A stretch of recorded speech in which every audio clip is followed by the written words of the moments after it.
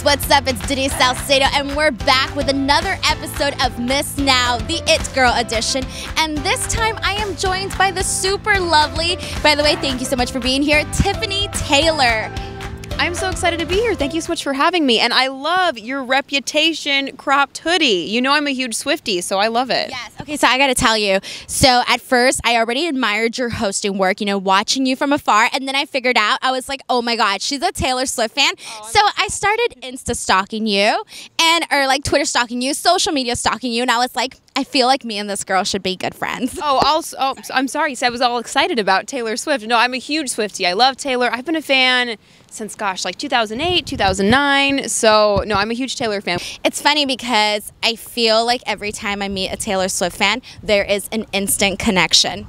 Oh yeah, Swifties, we just like get each other. I feel that too. No, I do too. I love it, and it makes me feel like so much better. I feel like I'm at home. That's why, like, whenever I go to like concerts or anything like that, I'm like, I am at home. This is my family. Oh, definitely, definitely. Oh my gosh. So, I mean, we can talk all about Taylor Swift. We can kick it off with Taylor Swift.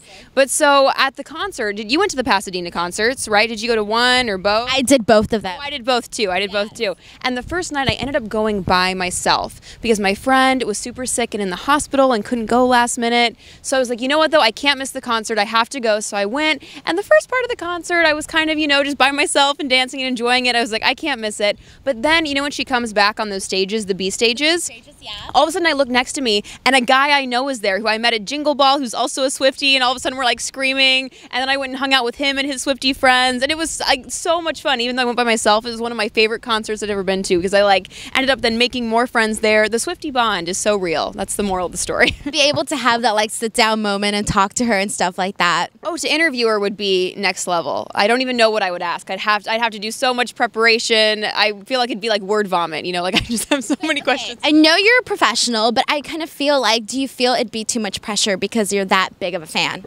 You know, I don't think it would be too much pressure. I think it'd be one of those things where with any interview, if it's something you know about, that's when I always feel the most comfortable. If it's a show I watch or something I'm super involved in or a big fan of. So I think if it for a Taylor Swift interview, I would actually feel really prepared. I'd be nervous, but I feel like I'd be like, oh, I got this in the bag because I've been waiting for this moment my entire life. Oh my God, I wouldn't be able to do it. I'd be like, I just want a fangirl. Don't make me be professional. Don't make me be an interviewer. No, please, not today. Because I feel like I would be so embarrassing. Like I would cry. I'd be shaking. Oh, hopefully I wouldn't cry. I'd try not to cry, but I definitely would be nervous. And I'm a huge fangirl anyway. I love Taylor. There's so many shows I fangirl over, musicians I fangirl over. So I feel like I would try to embrace my inner fangirl and hope that maybe that made the interview better. Well, the fans might appreciate you a lot more because of that. Hopefully, that's what I would hope for. Yeah, exactly. Okay, so switching gears, I like that you mentioned that you're a fangirl because you're technically, what was it, the professional fangirl.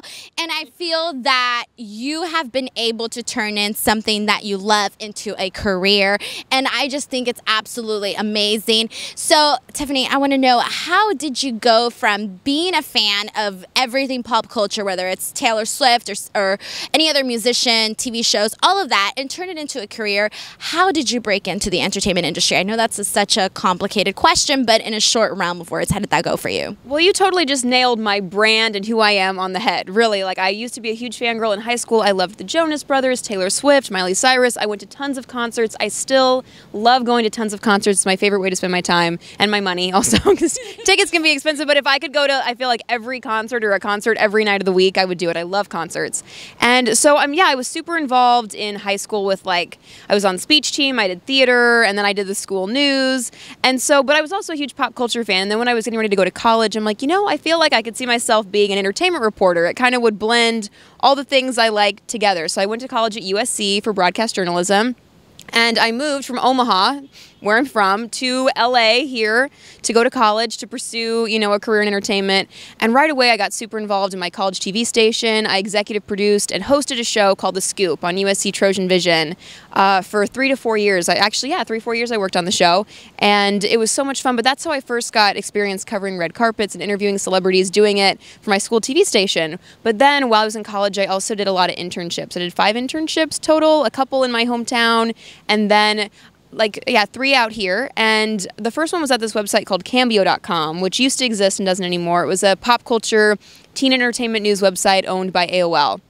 And there is where I kind of started actually getting to then cover red carpets, like, oh, as a real, reporter. I was just an intern, but because I was doing all this stuff at school, I was like, oh, if you ever need somebody to, cover a red carpet or interview a celebrity, I've done all these things for my college TV station, so I kind of kept on pushing that, like, oh, I'd love to do it, oh, I'd love to do it, and eventually either they threw me a bone or they really did, need help, and they're like, oh, you can go do, this, like, little teen celebrity interview, and then I kind of started getting to do more things. They're like, oh, she did a good job, let's have her do this and that, and I ended up turning, this small internship into my first job there. And I did everything from writing news articles to covering red carpets and producing interviews and interviewing people in studio. And then from there, that's kind of what kicked off, really pursuing a career in hosting and then auditioning for more jobs and doing more things. And then I ended up working at Clevver, and now I work at The Hollywood Reporter. So that's absolutely incredible. No, I was watching your videos and I was like, this girl, like, as I saw some of your earlier videos, I'm like, this girl has it from a start. So that is amazing, by the way. So congratulations on that. But I want to know, you mentioned earlier that you went from Omaha to Los Angeles. That's scary, okay? Like, I've lived here my whole entire life, but for someone who hasn't, like, how did you decide to make this bold move? Gosh, it was really nerve-wracking, and my freshman year of college was super scary, and there were times where I felt like it'd be much easier to move back home, but I kind of felt like I had something to prove, not just to people I grew up with or went to school with, but to myself, that I could do it and I could make it happen. And even when it got, tough or I missed home, I was like, I want to, push through and make this work. And even when I was, first pursuing journalism out of college, when I started at Cambio, I didn't have a full-time job there. I was working part-time, so I'm like, okay, I need to fill in the gaps. And so then I got another part-time job writing for Dick Clark Productions, and I was writing for the websites of all their shows, like the American Music Awards and the Billboard Music Awards and the Golden Globes. So I was kind of getting this variety of experience of doing on-camera things, but then also all this writing experience and doing things behind the scenes. And I kind of kept doing those two things, and I kept auditioning for things, and then got the Clevver job. And even there, I was on camera, but it was still actually freelance, technically part-time. So I was balancing, at one point, Cambio and Dick Clark and Clevver, and then also like nannying on the side for extra money and working at like a church preschool on Sundays to, be able to pay my rent and stay out here. But I was like, I feel like if I keep doing this and at least have some kind of on-camera opportunities, then the right full-time thing will fall into place. And actually, I didn't get the job at The Hollywood Reporter until maybe 2.5 years out of college, I think. And maybe even a little more than that. And that was kind of the first actually full-time job I had, where I was working in the same place every day and not juggling all of these things. But when I got the Hollywood Reporter job, there I'm a host, writer, producer. So I'm writing all of my scripts, I'm producing the videos, meaning pulling all the assets, all the photos and videos you see over them. So really kind of involved in pretty much every part of the process. And when I was auditioning, they made me write out the scripts I would then host. So it was like you had to be a strong writer, but because I had all this experience writing for Dick Clark and doing other freelance writing jobs, I, had everything that the job required me to do. So I feel like all those little different freelance things I did, that helped me end up getting this big job. I love that because I've always thought the exact same thing. Like, I know a lot of people think, like, I just want to jump in front of the TV and be famous and talk to celebrities, but you're a lot stronger when you have all those other skills behind you. Now, I want to know, what were some of the biggest challenges for you in any sort of your aspect of your career? I know you got to The Hollywood Reporter rather quickly, but, you had a lot of work that had to go in before that. So what would you say was your biggest challenge? And it's funny because to me it doesn't feel like it was rather quickly, I don't know, because there were so many different freelance jobs and different part-time jobs I had leading up to it. And in college, I was constantly working, not just even for, the scoop, but I was doing stuff for like kind of the hard news side of my college TV station. So doing, coming down here to places like Grand Park where we are and covering local LA events and coming to the courthouse. Actually being down here reminded me of like going to the courthouse to cover things for Annenberg TV News at USC. But now I'm like lost in all of these things I'm saying. What was it? No, the biggest challenge. No, and I like that you say, you're like, girl, it was not that, what did I say? It was not that fast. It did, to me, it didn't feel fast. Maybe because there were a lot of challenges and trying to, I think the biggest challenges maybe was balancing everything and like still, not accepting I never wanted to accept a full-time job that wasn't exactly what I wanted to do. When you get out of college, a lot of people are like, oh, be a production assistant or be an assistant. But from what I had seen, I was like, no one who's a production assistant or an assistant first really goes on to be on camera. You have to, right out of college, be on camera, whether you move to a small market somewhere or you stay in LA and pursue hosting and you're working for digital outlets.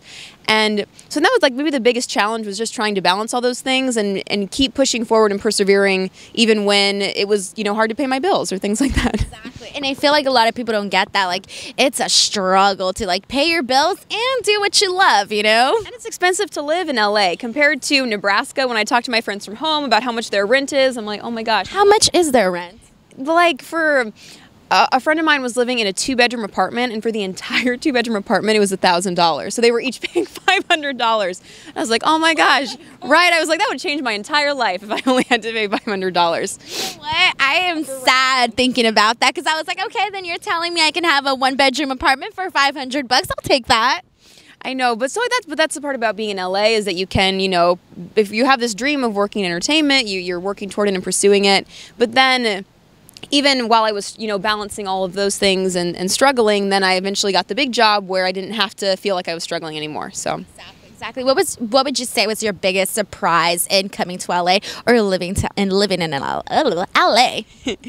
Well, I'd say the biggest surprise about living in LA, I actually was born in San Diego, and then moved, my family's from Omaha, so they moved back there when I was like 2 years old, so I grew up there my entire life, but we took lots of vacations to LA. So when I came out to college at USC, I was like, oh, I know LA, this will be a piece of cake. I've visited there a lot, but I did realize that living in LA and vacationing in LA are very different. Yeah, mostly like the traffic, right? Oh, the traffic, yeah. And you kind of get used to it, but it is terrible, you know, and it does take you a long time to get everywhere. Oh my God, I feel you. For me, it's an hour and a half any place I go, and it's a pain, But I want to know, what does your day look like at The Hollywood Reporter from start to finish? I know every day must be different, but what's the general gist? Well, actually, what's interesting for my job is that every day is kind of pretty similar, because we do about 3 to 4 videos a day. And so getting in, the first thing I do is like, we look at what's trending on the site and we choose a story, and it has to be sent out and approved that, we're going to do a video on this story that's on the site. And then right away I start writing the script, and then as soon as that's done and it's approved, we go and shoot it. And then right after that, I'm pulling all the assets and the video clips and getting time codes for everything. And then as soon as that's done, I kind of start the whole process over again and choose another story. And so we do that, 3 to 4 times a day. And if there's, like on location shoots or something we're doing, that factors into it. But it's kind of a grind of doing the same thing over and over, which can get maybe kind of repetitive to some people, but I really love it. And I love getting to cover, all things entertainment that I am so passionate about. Do you have any favorite particular types of stories or favorite type of coverage?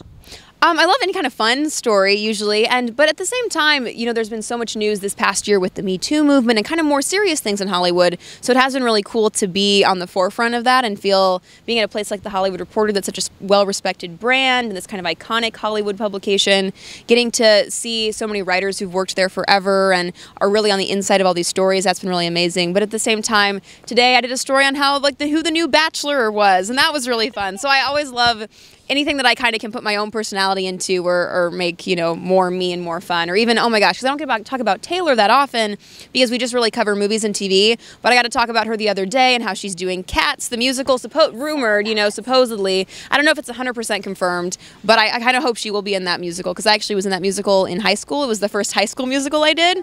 So if Taylor Swift is in Cats, it'd be everything I love coming together. So now I want to know, what is the best advice that you can give to girls that are trying to follow their dream and girls that maybe want to become aspiring entertainment reporters? Well, if you want to be an inspiring entertainment reporter, I think it is really important to not just think of yourself as, a host or an on-camera personality, but really as a journalist. And I'm, writing, I'm producing, doing all these different things. And I feel like the more skills you can bring to the table, the better. So be a good writer, you know what I mean? Work on it, learn how to edit if you don't know how to edit. The more skills that you have, the better, the more of an asset you can be to any company you're going to work at. And even what you're doing, honestly, starting your own YouTube channel, creating your own brand, and putting out your own content. Even when I was right out of college, I did this video series on my YouTube channel called Under 20 and Trending that was all about things that teens would want to know about in young Hollywood and entertainment. And even though some of the videos got a lot of views, most didn't get many views at all, but when I was applying for jobs, it was like, I've worked here, here, and here, but then I also have this blog and this YouTube series. And that looks so impressive to people who are employing you, of like, they also created their own thing. So even if you don't get a huge following or a ton of followers from it, even when you're applying to other jobs, it looks really good that you have your own brand and your own thing that you created. And just when you're achieving any dream, really, the best advice I've ever gotten is just keep showing up. because most people, they think it's taking too long, it's too hard, and that it's never going to happen, so they just give up and they stop showing up. But if you just keep doing it and keep trying and keep moving forward, like eventually, honestly, you're going to get where you're going to get where you want to go, because a lot of the competition gets kind of weeded out because they're like, oh, it's taking too long and it's too hard, and they get over it. And what's interesting even too, when I was kind of balancing different jobs, I was going on lots of auditions, and so often I would get really close, like it would be down to me and one other person, or it'd be like, oh, you were in the top group but you didn't get it. And a lot of people, I think, can get really discouraged by that, like, oh, when is it going to be my turn? And I never really thought like that or felt that way. I was like, oh my gosh, I can't believe I made it that far. Like, I can't believe I got so close. I must be doing something right. And so I think if you look at things with that mindset of like every small step is a step forward, and even when you don't get something, it's like, but now all those people who I auditioned in front of, they know who I am, and they might see me again and then want to bring me back in for something. And so I don't know, you never know, what's going to lead to the big opportunity, but it's really just kind of, I think, having a positive attitude, creating opportunities for yourself. When I was interning in all these different places, they never just were like, oh, intern, yeah, you go do that cool, fun thing. I kind of had to fight for it, like, no, I know I can do it, and, and really kind of stand up for myself and show these examples of what I was doing in school. And so from creating your own opportunities to just not giving up and doing it. And then, yeah, always being positive. And even when you get a no, you're that much closer to your next yes. And I think you have to believe, too, that the right opportunities are going to find you, or that eventually the right opportunity, when when you find it, you're going to get it. And if you didn't get it, it wasn't for you, and you just keep working towards the next thing. Yes. So that was a lot of information, but there you go. No, honestly, I feel that you hit everything right on the dot, especially with the part about what you said, where you said that it wasn't meant for you, it was meant like something else is, sort of thing. And I've always kind of felt that, and I know that sometimes when you're like, oh, I came so close, I was top 2, top 5, whatever, I was almost there, but it really is true. You just got to continue, and something is meant for you. That's what I think, honestly. Oh, totally. And even with this Hollywood Reporter job, when I was up for it, I was like, oh, I don't know, but I just kept trying hard, and I tried to do a good job on the audition, and tried to do a good job on the callback, and just be myself and bring something different that I thought maybe they hadn't seen so far. It's always good to try and stand out and make yourself, like look different than they're seeing a million people when you're auditioning for something. Not a million, but a lot, They're seeing a lot, and so it's like, how can I make myself memorable and make them be someone that I remember? Now I'm just rambling about all of this. No, but I love it because you've had real life experience. Like, girl, you made it to the Hollywood Reporter. Like, that isn't like just like any little tiny like small accomplishment. No, accomplishment. It's a big accomplishment. So I feel that listening to you and talking about your walks of life is definitely inspiring, not just to me as a host, but also to other girls that are listening to the show and hearing out there that whether or not you want to be a singer, whether you want to be an actress or an author, whatever, doesn't even have to be in the entertainment realm. Whatever it is, it's, you just got to continue and you got to hustle. So what I want to know for you is, where do you see yourself, or what do you still hope to accomplish within the next 5 or 10 years? Oh gosh, I hope to accomplish so much. I feel like I'm just getting started, really, and I have so many more places I want to go and things I want to do, but eventually I would love to be on like a big morning talk show or a big entertainment news show. But what's so cool about the dawn of media that we're in right now is that things are changing so quickly. When I was in college, I never would have thought, oh, I want to work for the Hollywood Reporter on their digital channel, because it didn't exist yet. I'm the first person to have this job. So I think in the next, 5 to 10 years, so many new shows and new things are going to pop up, not just on TV, but digital, and so many new opportunities. So I feel like maybe my total dream job hasn't been invented yet, and so you kind of never know what's going to happen. But that's what's so exciting. Some people think, oh, is media dying because people aren't watching TV anymore? They're only watching Netflix or only on their laptops and, and phones. But I think in the new, digital dawn of media, there's so many cool, exciting opportunities and things to tap into, and that's where where you or anyone can really find success. Exactly, especially the digital realm, and I feel like you hit it right on the mark. Like, yeah, some people may not be watching TV as much, but they are still watching YouTube. They're still watching Facebook, which is now becoming a thing. And one of the things, I don't know if you've had any dabble in this yet, but live streaming is becoming so huge. Every day that I log on, there's a new live streaming app. I'm like, what's going on here? It's crazy, So yeah, I feel like your dream job has yet to be invented. I totally agree with that. That's awesome. So Tiffany, before you go, I always like to play a game with everybody, because my favorite thing, and I'm sure that you feel this way, is when you really like somebody and you admire someone and you look up to them, you want to know more about them, the things that they like, and what things do you have in common. And I feel like as young girls, we all kind of want to know what the people we like. There you go. So we're gonna do Tiffany Taylor's favorite things. Oh, this is exciting. Yes, I love it. I love it. It's my favorite part. It's my favorite part of the interview. So we're gonna do 13 questions. Oh, Taylor Swift. Yes. And just answer as fast as you can, or however long it takes. Here we go. Ready? Biggest fangirl moment. When I was 14, I met the Jonas Brothers and Miley Cyrus at this concert in Texas that my family drove 12 hours to because we were staying at the same hotel as them. And Miley Cyrus introduced me to Nick Jonas as her new friend Tiffany. And my life has never gotten better than that. Like any celebrity interview I've done, nothing is as cool as that fangirl moment that I had. Your favorite musical? The Sound of Music. I like how you were like, wait, that's too hard. No, I was like, there's so many. I had to remember my favorite musical. It's The Sound of Music. Most addicting app?